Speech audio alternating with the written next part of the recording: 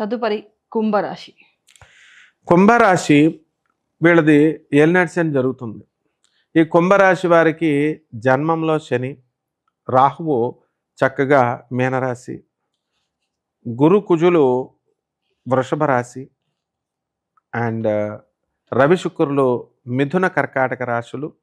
ఆ తర్వాత మనకి ఈ కేతువు కన్యా రాశి, బుధుడు మనకి ఏ రాశి, కర్కాటక సింహరాశి సంచారం చేస్తున్నాడు.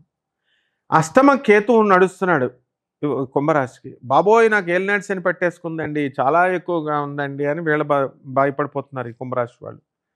అష్టమ కేతు వల్ల డిప్రెషన్ డిప్రెషన్ డిప్రెషన్, అప్పులు అప్పులు అప్పులు, వద్దంటే అప్పులు వచ్చేస్తాయి వీళ్ళకి.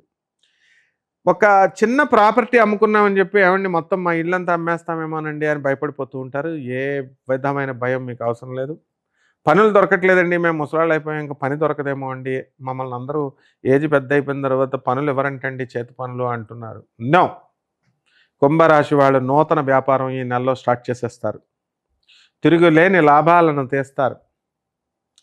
అయితే ఈ యొక్క ఏలినాటి శని ప్రభావంలో ఏదో ఒక విధంగా పీడపోవాలంటే భార్య రూపంలో వీళ్ళు వెళ్ళి సంపాదించు, వెళ్ళి పట్రా, వెళ్ళి ఇది చెయ్యి అని కామన్గా ఏ భార్య అని అంటుంది కదా, వీళ్ళకి కొంచెం ఎక్కువ ఉంటుందన్నమాట అంతే.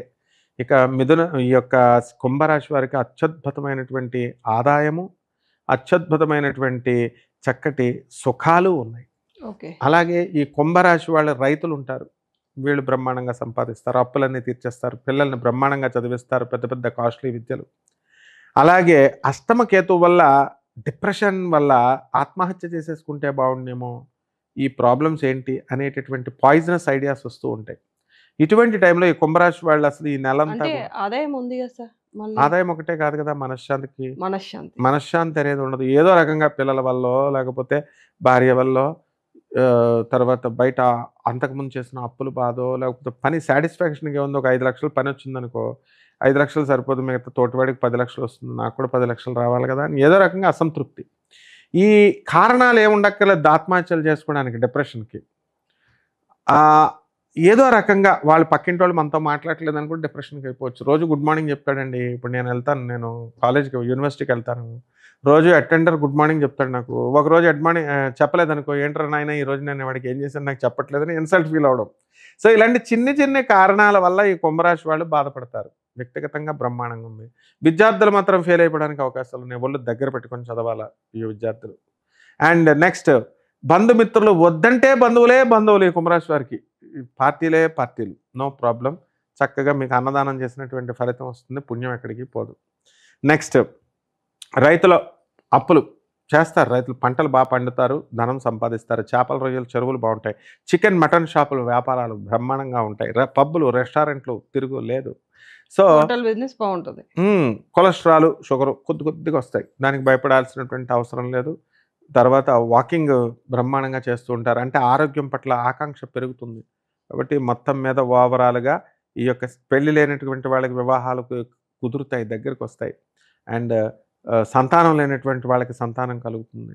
వాళ్ళ మనవళ్ళని చూసి, పిల్లల యొక్క సంతోషాలను చూసి వీళ్ళు హ్యాపీగా ఫీల్ అవుతారు. చాలా బాగుంటుంది కుంభరాశి వారికి, భయపడాల్సినటువంటి అవసరం లేదు.